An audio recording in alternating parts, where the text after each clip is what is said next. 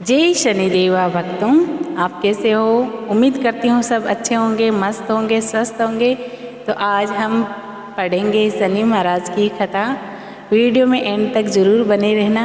अगर कथा अच्छी लगे तो लाइक शेयर ज़रूर कीजिएगा और कमेंट बॉक्स में प्यारा सा जय शनिदेव ज़रूर लिखना। कथा इस प्रकार है। एक समय की बात है कि सूर्य, चंद्रमा, मंगल, बुध और बृहस्पति, शुक्र, शनि, राहु, केतु इन 9 ग्रहों में आपस में झगड़ा हो गया। कि झगड़ा इस बात को लेकर हुआ कि वह कहते हैं मैं बड़ा, वह ग्रह कहते हैं मैं बड़ा। तो आपस में इनमें कोई निश्चय न हो सका। तब क्या हुआ कि वे सब झगड़ते हुए इंद्र के पास गए और इंद्र से कहने लगे कि आप देवताओं के राजा हो, इसीलिए आप हमारे 9 ग्रहों के में से बताओ कि हम में से सबसे बड़ा कौन ग्रह है। यह सुनते ही इंद्र घबरा गए कि मैं अपने मुख से किसको छोटा और किसको बड़ा बतलाऊं। जिसको छोटा बतलाऊंगा वही क्रोध करेगा। इसीलिए इंद्र ने कहा कि अभी इसी समय पृथ्वी के ऊपर विक्रमादित्य सभी के दुखों का निवारण करने वाले, इसीलिए तुम सब मिलकर उन्हीं के पास जाइए। तब वह विक्रमादित्य के सभा में जाकर उपस्थित हो गए और अपना प्रश्न राजा के सामने रखा। राजा उनकी बात सुनकर बड़ी चिंता में पड़ गए। मैं अपने मुख से किसको बड़ा और किसको छोटा बतलाऊं। जिसको छोटा बतलाऊंगा वही क्रोध करेगा। परंतु झगड़ा निपटाने के लिए राजा ने एक उपाय सोचा। सोना, चांदी, पित्तल, कांसा, रांगा, जस्ता, अभ्रक इन 9 ग्रहों के 9 आसन बनवाए और सब आसनों को क्रम से रखा। जैसे सोने सबसे पहले, लोहा सबसे पीछे। तो राजा ने कहा सब अपने अपने सिंहासनों पर बैठिए। तब शनि महाराज को पता चल गया कि राजा ने मुझको सबसे छोटा बना दिया है मुझे।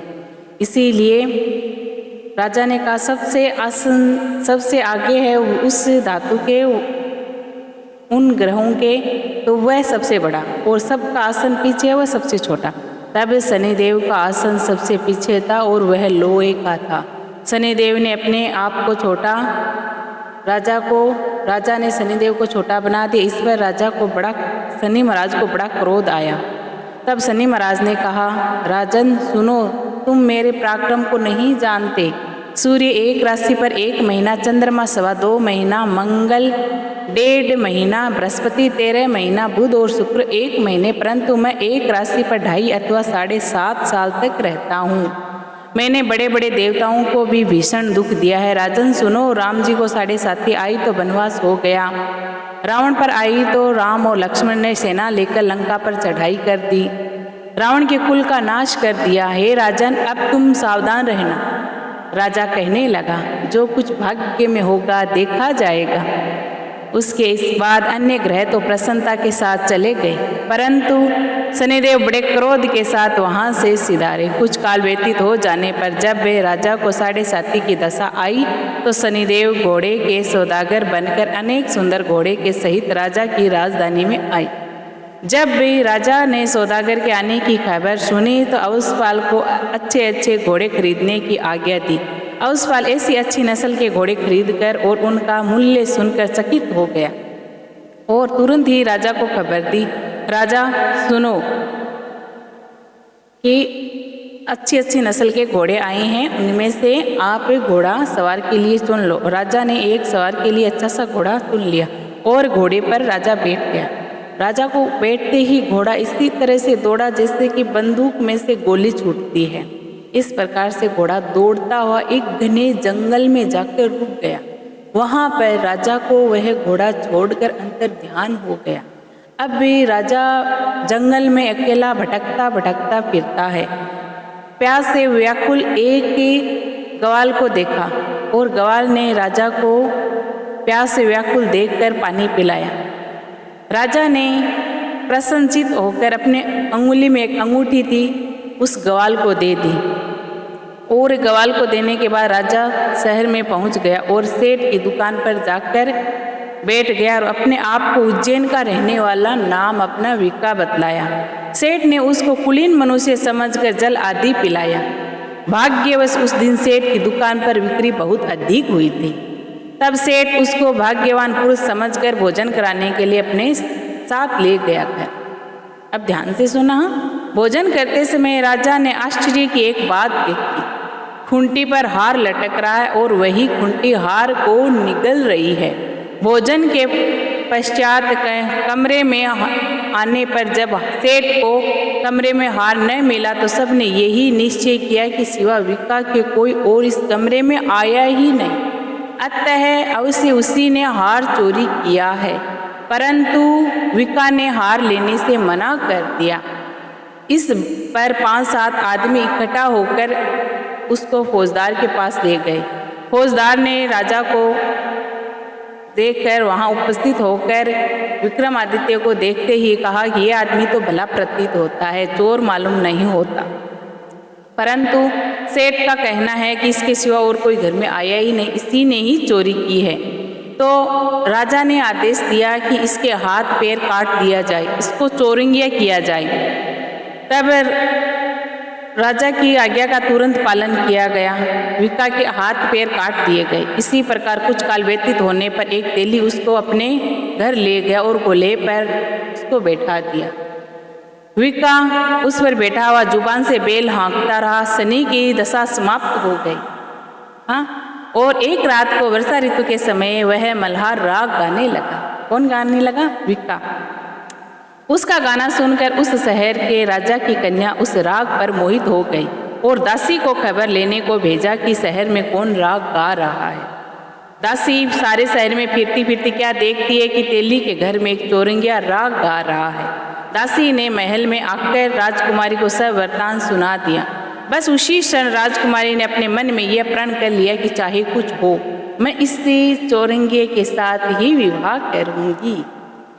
प्रातःकाल होते ही जब दासी ने राजकुमारी को जगाना चाहा तो राजकुमारी अनशन व्रत लेकर पड़ी रही और उठी नहीं। तब दासी ने रानी के पास जाकर राजकुमारी के न उठने का वृत्तांत कह सुनाया। रानी ने तुरंत ही वहां पर आकर राजकुमारी को जगाया और उसके दुख का कारण पूछा। तो राजकुमारी ने कहा कि माताजी, मैंने ये प्रण कर लिया है कि तेली के घर जो चोरंगिया है उसी के साथ मैं अपना विवाह करूंगी। माता ने कहा, पगली ये क्या बात कर रही है, तुझको तो किसी राजा के साथ विवाह जाएगा। कन्या कहने लगी, माताजी मैं अपना प्रण कभी नहीं तोड़ूंगी। माता चिंतित होकर राजा को ये बात बताती है। राजा भी आता है और उसे समझाता है। तब वह बोलता है कि मैं अभी देशांतर में दूत भेजकर तुम्हारे लिए सहयोग रूपवान एक राजकुमार के साथ तुम्हारा विवाह करूंगा। तब वह बोलती है राजकुमारी की, पिताजी मैं अपना प्राण दे दूंगी, लेकिन विवाह मैं इस चोरंगिये के साथ ही करूंगी। कन्या ने ऐसा कहा पिताजी से। तब राजा ने क्रोधित होकर कहा कि यदि तेरे भाग्य में ऐसा ही लिखा है तो जा तेरी इच्छा हो वैसा ही कर। राजा ने तेली को बुलाकर कहा कि तेरे घर चोरंगिया है, उसके साथ मैं अपनी पुत्री का विवाह करूंगा। तेली ने कहा, कहाँ आप राजा और कहाँ मैं एक नीच तेली। परंतु राजा ने कहा, भाग्य लिखा कोई नहीं टाल सकता, जाकर घर जाकर विवाह की तैयारी करो। उसी समय तोरण और बंदवार लगाकर अपनी राजकुमारी का विवाह चोरंगिया बना विक्रमादित्य के साथ कर दिया। रात्रि को जब विक्रमादित्य और राजकुमारी महल में सोए तो आधी रात के समय शनिदेव ने विक्रमादित्य को स्वप्न दिया और कि राजा को पूछा कि राजा कहो, मुझको छोटा बतलाकर तुमने कितना दुख उठाया। राजा ने तुरंत क्षमा मांगी और शनिदेव ने उसे माफ कर दिया। शनिदेव प्रसन्न होकर विक्रमादित्य को हाथ पैर वापस दे दिए। तब राजा ने कहा, महाराज मेरी प्रार्थना आप स्वीकार करें, जैसा दुख आपने मुझे दिया है वैसा और किसी को न दे। शनिदेव ने कहा, स्वीकार कर लिया और कहा कि जो मनुष्य मेरी कथा सुनेगा या कहेगा उसको मेरी दशा में कभी किसी प्रकार का दुख नहीं होगा, और जो नित्य ही मेरा ध्यान करेगा या चींटियों को आटा डालेगा उसके सब मनोरथ पूर्ण होंगे। इतना कहकर शनिदेव अपने धाम को चले गए। राजकुमारी की आंख खुली और उसने राजा के हाथ पांव सही सलामत देखे तो वह आश्चर्य को प्राप्त हुई। उनको देखकर राजा ने अपना समस्त हाल कह सुनाया। मैं उज्जैन का राजा विक्रमादित्य हूँ। यह बात सुनकर राजकुमारी अत्यंत प्रसन्न हुई। प्रातःकाल जब राजकुमारी से उसकी सखियों ने पूछा तो उसने अपने पति का समस्त वृत्तांत कह सुनाया। तब वे सब से प्रसन्नता प्रकट की और कहा कि ईश्वर ने आपकी मनोकामना पूर्ण कर दी है। जब उस सेठ ने यह बात सुनी तो वह विक्रमादित्य के पास आए और राजा विक्रमादित्य के पैरों पर गिरकर क्षमा मांगने लगा कि आप पर मैंने चोरी का झूठा दोष लगाया, अतः आप मुझको जो चाहे दंड दे दो। राजा ने कहा, मुझ पर शनि का कोप था, इसी कारण यह सब दुख मुझको प्राप्त हुआ। इसमें तुम्हारा कोई दोष नहीं, तुम अपने घर जाकर अपने कार्य को करो। सेठ ने कहा कि मुझे तभी शांति होगी जब मेरे घर जा चलकर आप प्रतिपूर्वक भोजन करो। राजा ने कहा, जैसी आपकी मर्जी हो वैसा ही करे। सेठ ने अपने घर जाकर अनेक प्रकार के भोजन बनाए और विक्रमादित्य को प्रतिभोज दिया। अत्यंत आश्चर्य की बात सबको दिखाई दी। जो खूंटी पहले हार को निगल रही थी वह खूंटी अब हार को उगल रही है। यह सब ने देखा। तब राजा ने वहाँ पर सेठ ने अपनी कन्या राजा के हाथ में दी कि मेरे श्रीकर्ण नाम की कन्या है, उसका पाणी ग्रहण आप करिए। इसके सेठ की कन्या का विवाह राजा के साथ कर दिया, विक्रमादित्य के साथ। इसी कुछ प्रकार कुछ दिन के पश्चात वहाँ पर निवास करने के पश्चात विक्रमादित्य ने कहा कि अब मेरी शहर जाने की, उज्जैन जाने की इच्छा है। फिर कुछ दिन के बाद विदा लेकर राजकुमारी मनभावनी सेठ की कन्या श्रीकंवर तथा दोनों जगह के दहेज में प्राप्त अनेक दास दासियां रथ और पालकियां सहित विक्रमादित्य उज्जैन की तरफ चले। जब वे शहर के निकट पहुंचे और पूर्ववासियों ने राजा के आने का समावाद सुना तो समस्त उज्जैन की प्रजा आगवानी के लिए आगे बढ़ी। प्रसन्नता से राजा अपने महल में पधारे। सारे शहर में बड़ा भारी महोत्सव मनाया गया। रात्रि को दीपमाला की गई। दूसरे दिन राजा ने शहर में ये सूचना कराई कि शनिश्चर देवता सब ग्रहों में सर्वोपरि है। मैंने इनको छोटा बतलाकर मुझको ये सब दुख प्राप्त हुआ। इसी कारण सारे शहर में सदा शनिश्चर जी की पूजा होने लगी। जो कोई शनिश्चर की इस कथा को पढ़ता या सुनता है, शनिदेव की कृपा से उसके सब दुख दूर हो जाते हैं। शनि की कथा को व्रत के दिन अवश्य पढ़नी चाहिए। ओम शांति, ओम शांति। शनिदेव जी की आरती। चार भुजा ते ही छाजे गदा हस्त प्यारी, जय शनिदेवा जय शनिदेवा। रवि नंदन गजवंदन यम ग्रज देवा, जय शनिदेवा। कष्ट न सो नर पाते, करते तब सेवा, जय शनिदेवा जय शनिदेवा जय शनिदेवा। तेज अपार तुम्हारो स्वामी, सहा नहीं जावे, जय शनिदेवा जय शनिदेवा। तुमसे विमुख जग में सुख नहीं पावे, जय शनिदेवा जय शनिदेवा। नमो नमः रवि नंदन सब ग्रह सिर ताजा, बंसीधर यश गावे, रखियो प्रभु लाजा, जय शनिदेवा जय शनिदेवा जय शनिदेवा। जय हो शनि महाराज की जय हो। अगर ये कथा अच्छी लगी हो तो लाइक शेयर जरूर कीजिएगा। कमेंट बॉक्स में जय शनिदेवा जरूर लिखिए।